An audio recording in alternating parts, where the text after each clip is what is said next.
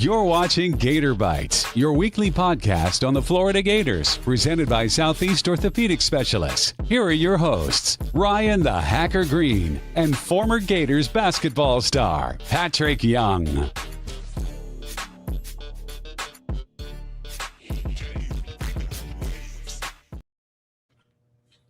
And welcome into Gator Bytes on the 1010XL.com podcast network, also being simulcast on the Florida Gator 1010XL Facebook page. Today's Gator podcast is brought to you by Southeast Orthopedic Specialists. For the highest quality care, you can rely on Southeast Orthopedic Specialists for any orthopedic injury or concern. And be sure to log on to their website, se-ortho.com. That is Patric Young. I'm the hacker Ryan Green. You are Florida Gator fans, and you got a big one tomorrow against the hated rival Kentucky Wildcats.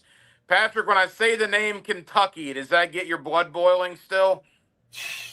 You know, I would say Mark Pope has made me a little bit not as angry because he seems like such a good dude. But yeah, and especially seeing Denzel, I remember I saw Denzel Aberdeen at Media Day in his Kentucky uniform, and I'm like, that just don't look right. Those colors are so ugly. But yeah, no, it's a serious rivalry, and I just love how Coach Golden has embraced all of it, man. He's you can even say it's a rivalry. Florida, Alabama, like the biggest one is in basketball is Kentucky. Then you got Tennessee, like in conference now, maybe Alabama, with some of the stuff that has preceded those two teams in the last few years. But either way, man, this is a great opportunity for the Gators, who I think they're playing their best basketball right now, as is Kentucky on an 8-game winning streak. But it's the spread's 12.5. And I think it should be more. When you just look at the stats, look at the roster, look at how these teams have played, how they won their games, Kentucky hasn't blown anybody out. All these games that they won, they've had to really fight and stay in those games, whether it's Tennessee, the one that sparked their winning streak, LSU winning on a buzzer beater at the end, and the Gators, they've dominated. Yeah. I mean, it's not even close. Obviously, they tripped on a few games early in the season in the conference play with Missouri and Auburn. But right now, the Gators are playing super well. I don't see how Kentucky can answer the front court hack. I don't see it. They do not have a front court that can match the physicality and the effort of Houck, Condon, Chinyelu, and Handlog, and they can't. I said this earlier this week on Hacker After Dark, and I'm curious your thoughts. It's hard to repeat as national champions. I'm not breaking any news there. That's why so few teams have done it. UConn did it, Florida did it, Duke did it, but it just doesn't happen very often. And at the beginning of the year, I was excited about Gator basketball, but the reality was they're replacing their top 4 guards. Yeah. So my expectations were realistic. And then they start 5-4, and then they lose their first conference game, and they're 9-5. And I'm sitting there thinking, all right, Sweet 16 would be an unbelievable success at this point. Patric, I got to tell you, man, I still don't think they're going to win the title because, again, it's hard. But I don't think it's crazy to have that conversation now because there are not a lot of teams in America that are playing better than the Florida Gators are. Oh, without a doubt. I mean, I think the fact that the Gators scored 100 points on 3 made three-pointers against a really good Alabama team that can shoot the heck out of the ball. I think Bama still knocked down like 13 or 14 threes in that game and still lost by 28. That statement there is amazing. And I was talking about this earlier. If there's 10 statistical things that you really look that equate to winning, and let's say out of these 10, you need to have 6 of them in order to win games. Like if you're going to win the rebounding battle, turnovers, blah, blah, you fill it in. Of those 6 categories, the 7th category for Florida Gators is a three-point shooting. Mm-hmm. They have figured out at this point as of being the 355th three-point efficiency team out of 365. That is abysmal. That is. And there's only been one team that's made in this century that has made the Final Four or made a good run in the tournament that has shot just as poorly, and that was Marquette back in 2012-2013 season. So the fact that even Coach Golden has made give him so much credit on his coaching job. He's like, these guys aren't, Xavier Lee, wonderful player, wonderful guy. He's just not Walter Clayton. He's not Will Richard. He's not Elijah Martin. He's not Denzel Aberdeen. He isn't shooting the ball. It's very weird that he's not shooting the ball better than what he has thus far. But he has now, Coach Golden, and that's what I love about college sports over the NBA.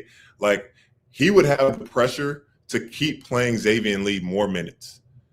Like, if he was in the NBA, you like, how is it going to look if you got your $35 million, $40 million player on the bench and you're like, oh, it's because he's not good enough. He's not getting the job done. I need to go play Irvin Klapchar or, whatever equivalent to that. He needs to get more minutes because he shoots better.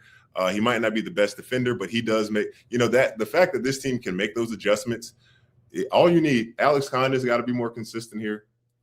Ruben's shown his consistency. He grabbed 20 boards the other night. Thomas Howell can not have to ever worry about him. I think Xavier Lee and Boogie Flan, with how athletic they are so fast.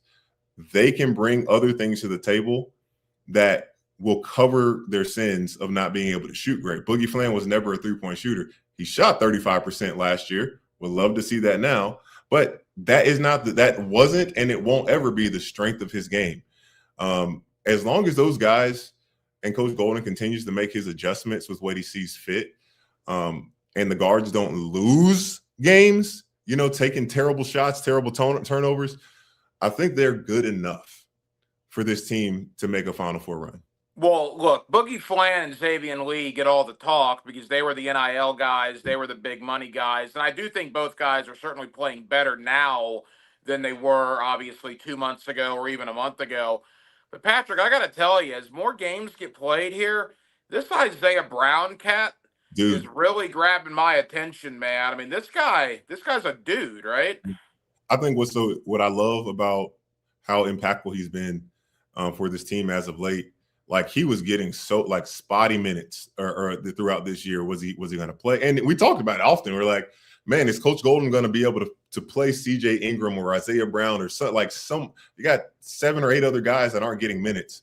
And obviously they all want minutes. Everybody wants to play, but how well are they playing and performing in practice? And Isaiah seems like he's been a guy that's just been patient. Honestly, this is how I saw Denzel Aberdeen when he started off at Florida. Like, he didn't get a lot of minutes early in his career, but every time he stepped on the court, his energy was unbelievable. He played so hard on both sides of the floor. He still had some mistakes here and there. What players don't? But like, if he made mistakes, he was going, he's doing what coaches are asking him to. You never had to worry about effort and energy and reliability. And, that's what kind of saddens me more with Denzel leaving, because he kind of like built this stage for him, a great foundation for him and now, I'm not in practice. I don't see, but Isaiah Brown obviously is ready for the moment, ready for his number to get called. I mean, he comes in immediately. That beautiful lefty jump shot he's got, gets to the rim.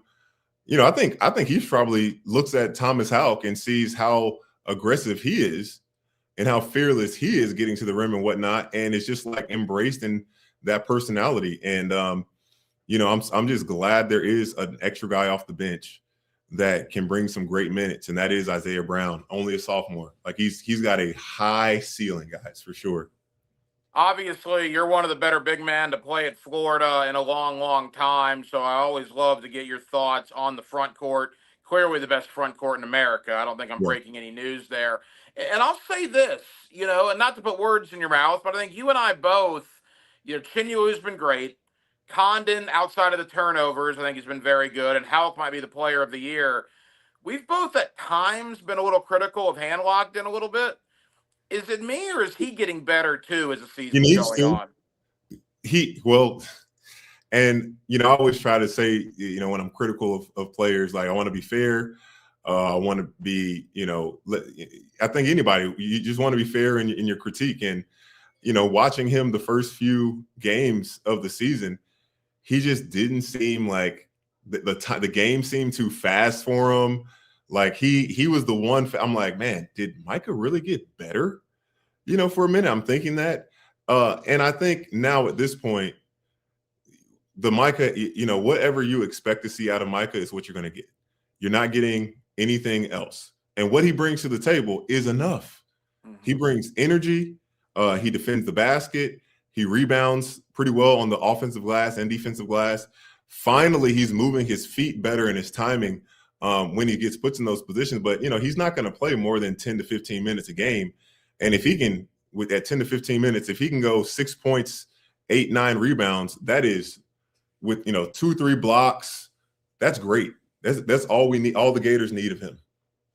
Southeast Orthopedic Specialist brings you Gator Bytes every week here on the 1010XL.com podcast network. We're also being simulcast on the Florida Gator 1010XL YouTube and Facebook channels for the highest quality care. You can rely on Southeast Orthopedic Specialist for any of your orthopedic injuries or concerns. And be sure and check out their website, se-ortho.com. I want to get to the Kentucky game in a moment. Big picture on the conference. Obviously, with the work you do at the SEC Network, you watch all these teams. Clearly, the SEC is not what it was a year ago, but a year ago it was darn near historic. I think it was actually historic, come to think of it. But I think Lenardi on bracketology still has 10 SEC teams in the big dance right now.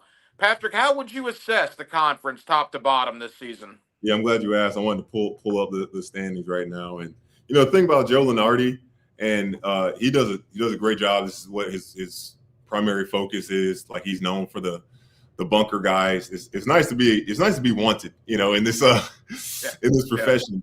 Yeah. And my argument against like last year, I really experienced it. My argument against expanding the tournament past what it is, who are you really letting in? Are you letting in actual teams that can move the needle? Because last year, and again, no disrespect to these programs, this is just my opinion, Oklahoma and Texas got in. I didn't think either one of those teams were tournament teams. They were not good enough, in my opinion. That's why, 10 seems generous. Like, he still has LSU, and LSU's in consideration, and it was somebody else. Ole Miss, I believe, is in consideration. But as of now, true teams in the SEC that could potentially make a really good run: Florida, I will say Kentucky, with how they've played as of late. Arkansas has the roster construction to do it. Mm-hmm. They have Darius Acuff Jr. He might be player of the year, honestly. Like, that freshman, that kid, he is one of the best guards in the country right now. Tennessee, I don't know what's up with this Tennessee team, man. They have talent. Just sometimes they go through these periods where they can't score. Their defense travels. They just can't. So the fear with Tennessee is always like they're going to get into the tournament, have a favorable matchup, and not be able to score. Nate Ament, he might get his 25 points, and Jacoby Gillespie might do well, but what about everyone else? And then Vanderbilt scares me as one of those teams that you're like, oh yeah, like they got a team, they can make a run, knocked out in the first round. Like they seem like one of those teams. So yeah, I'm not high on Alabama and anyone else. But the big argument for like a team like Texas A&M, they think they should be a higher seed right now. They're projected at an 8, probably a 9 now with the loss of the three game losing streak they've taken and getting bludgeoned by Florida. I mean, how you get beat like that at home? That hurts your feet. Whoo, man. They were angry about that one too. We saw the dust up there towards the end. Yeah. Hey, my thing always is when people want to get mad and all this stuff after, like, bro, you just had 40 minutes on the court within the game that you could have won the game. You could have embarrassed me then. I'm not fighting you after the game. Like, look at the score. Well, wait a minute. Nobody would have fought you anyway in 2014. They would have been out of their mind to do that. Yeah, I'm a lover, not a fighter. But when it comes to my tribe and my peeps, I'm gonna stand in the way for them. That's without a doubt. And look, I think with A&M in particular, we saw it with Vandy a little bit, but they've kind of righted the ship. People have been starting to figure you out. Like, A&M was really hot because I think they beat up on some lower SEC teams. They're starting to come back to the pack. You always want to start ascending now like Florida's doing, like Kentucky's doing, like Arkansas.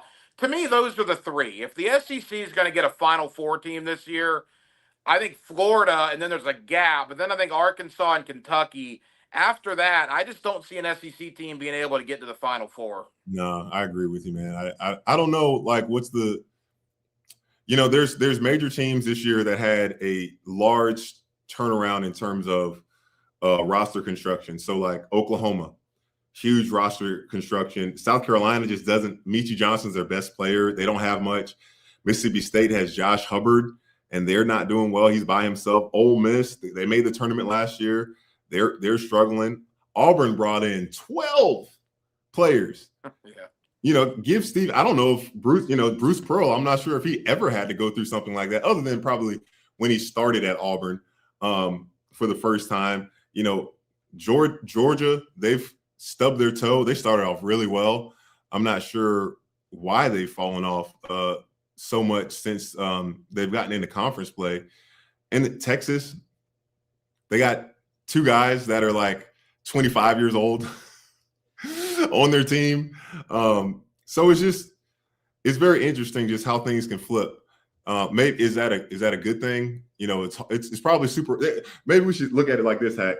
The fact that Coach Golden, in this chaos, this controlled chaos of college sports right now, is able to not exactly replicate, but to have so much change and scoring removed and can still maintain this top 25 potential presence. I think that speaks volumes. Like, it is really hard. Like, yes, to be a coach that goes a place in the first year and becomes successful. Bucky McMillan, technically, I would count that for him because it's the best start for Texas A&M in a long time in their history.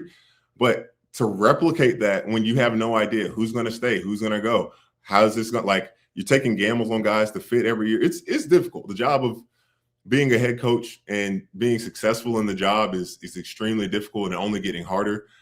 But for the ones, like, let's give credit to those coaches that are able to figure out a way to do it. And that right now is without a doubt Todd Golden. Is that why the old guard kind of got out? Krzyzewski, Roy Williams, Boeheim, Jay Wright. I mean, granted, all of them were getting older, certainly, but they all kind of left at the same time. Do you think they left because of the portal and NIL and what college athletics has turned into? Well, the number one guy I would look at is Larinaga in Miami. Yeah.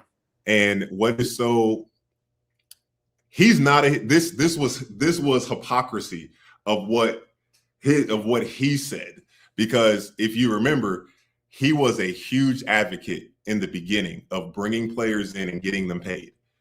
And then all of a sudden, after going to the Final Four, year after that, Nigel Pack, Isaiah Wong, they had some great players.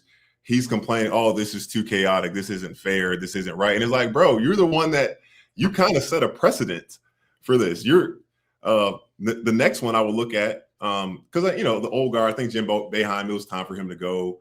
Roy Williams, time for him to step into that next chapter of life. But Tony Bennett is one that really surprises you, because you think maybe he had another 15 years, 20 years to coach if he wanted to. And I love that he was just honest. He's like, this is not what I signed up for. This is not the job in the way that I, when I got into coaching, I'm a relationships guy. I want to, be a molder of men. And now that everything has been so muddy and just about money, loyalty is out of the window, development, transformation, trusting throughout the process. Like, how do we get a freshman to trust the process? They're not playing or whatever, like, or even being in the doghouse. Like, Coach Donovan put me in the doghouse a few times through my career, and I needed that. I needed someone to say, okay, you're not acting right. I don't care how much money we're paying you. This is what is done. This is the standard. And, now this whole financial aspect of it, the way that it is now, not saying it can't change, Hack, it does need to change. It's put coaches in positions where, like, they have to really look at everything that they do for their team, even if it's worked in the past, with the way that they motivated guys. You got to take a completely different approach, because you're thinking like, oh man, if I make this guy unhappy, he's gonna transfer. That is the 2014 SEC Defensive Player of the Year, Patric Young. I'm the hacker, Ryan Green. This is Gator Bytes. Southeast Orthopedic Specialist brings it to you on the 1010XL.com podcast network. And, of course, we thank Southeast Orthopedic Specialist for years now for their continued support here of the Gator Bytes podcast. All right, Patric, as we make the turn for home, Kentucky and Florida tomorrow. First and foremost, Denzel Aberdeen returns to Gainesville. How will he be received tomorrow by the Rowdy Reptiles? I love Denzel Aberdeen as a human being. He's going to be booed. He should be booed very loudly. Look, that's and you know, it's not fair, dude. When you make a decision to leave a program that you won a national championship with, where the fans like loved you, and you just rip their hearts out because of money, you're going to get booed. You know, it's part of it. And it's where he went too, right? I mean, if he goes to, Stanford, exactly. but going to Kentucky was like exactly that. You go to I hated Kentucky. I wanted to beat them every single time. Just the prestige of that program, and it's a respect they've garnered. They deserve it. You know, that's why when you're one of the blue bloods. But yeah, I mean, Florida is a blue blood. You know why? And it was his place to maintain. But anyways, the irony, because I was chatting with somebody the other day that's close to the Gator basketball team, and they asked about Denzel Aberdeen, and he's still in their group text, man. Like those guys, they understood that it was a business decision. I don't think it was anything. It's nothing personal in it, but they still want to kick his butt. Yeah. They still want to kick his butt. So it's 12.5-point favorites. Hack, tell me, how can Kentucky match the front court? Well, let me ask you that, because obviously you're the guy to ask. Florida's front court has just imposed their will on the last couple of opponents. I've seen a few Kentucky games, but you've obviously seen more than I have. How does Kentucky match up with Florida? They got Brandon Garrison, and he's not, in all honesty, I don't think he's very good. You're not saying the kid can't get better, but right now he's not very good. Malachi Marino, that guy with Kentucky, that freshman, he will make some impacts for sure in this game. I can foresee I can just foresee those bigs getting into foul trouble. Whenever Condon comes off of a really bad game too, he usually plays super well the next one. So I want to bank on that. Ruben Chinyulu, he's 2 double-doubles away from tying Al Horford. He should have had it last game, but didn't have enough points. You can't go 20 rebounds and 7 points. Oh, come on, man. But the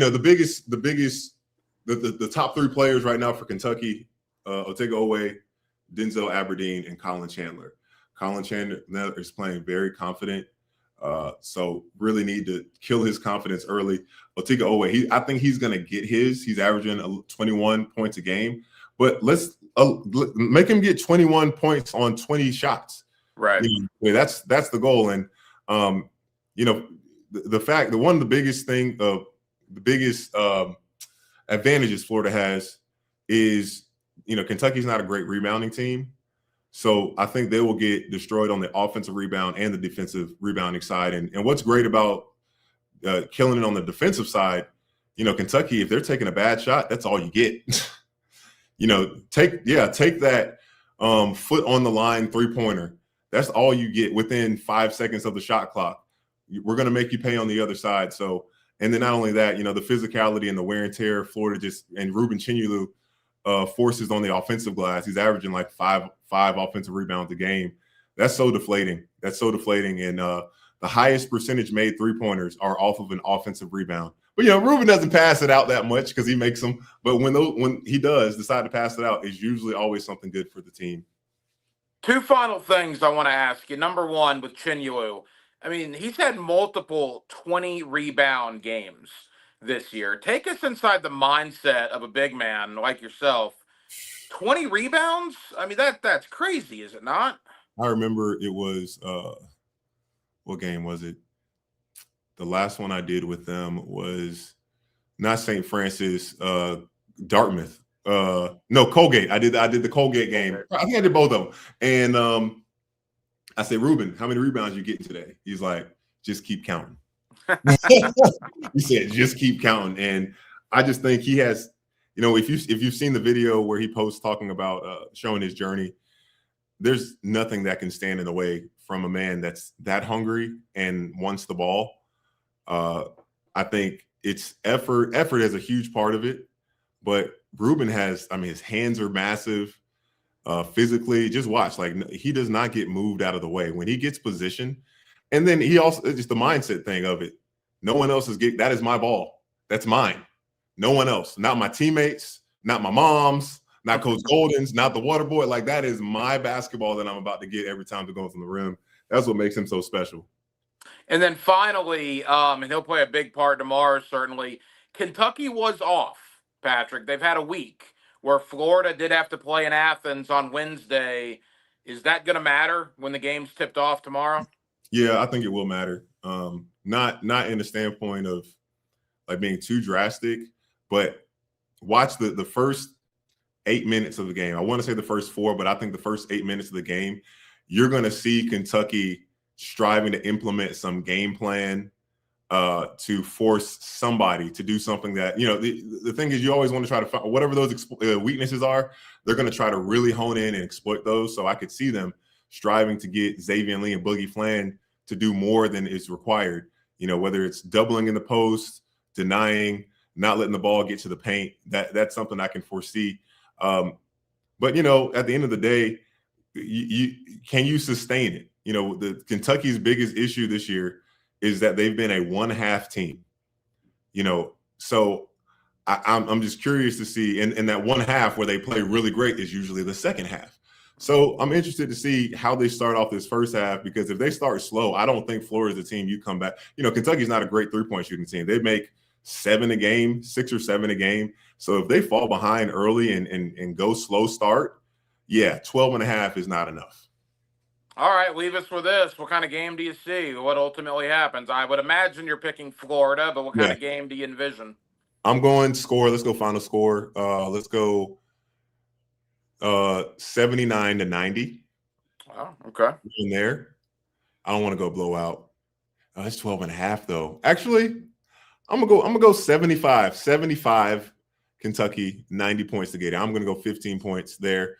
I think Florida hits 8 threes, 50 points in the paint, and best player of the game is going to be Alex Condon. It's going to be Alex Condon tomorrow. Alex Condon, stat line, 18, 12, 5 assists. Whew. That would be quite the turnaround. He had a lot of turnovers against Georgia. Yeah. He'll be looking for a bounce back Zero game. Turnovers for tomorrow for him. 0. All right, well, it's national TV, 3 o'clock in Gainesville. I see a lot of former Gators. I saw Matt Walsh. Matt Walsh is going to be there. Are you going too? No, I got JU basketball, so I'm not even going to be able to really lock in. I'm going to be doing the JU game and have it on my phone at the same time. so yeah, we'll be watching JU, just knowing Patric Young might have the Gator game there on his cell. Yeah, all right, well, we'll be back next Friday to recap everything that transpires. Should be quite the scene tomorrow with Florida and Kentucky, and of course, you'll hear it right here on 1010XL, 3 o'clock tomorrow with Sean Kelly and the Gator Radio Network. That is former Gator great Patric Young. I'm the hacker Ryan Green. Thank you to Southeast Orthopedic Specialist for bringing it to you.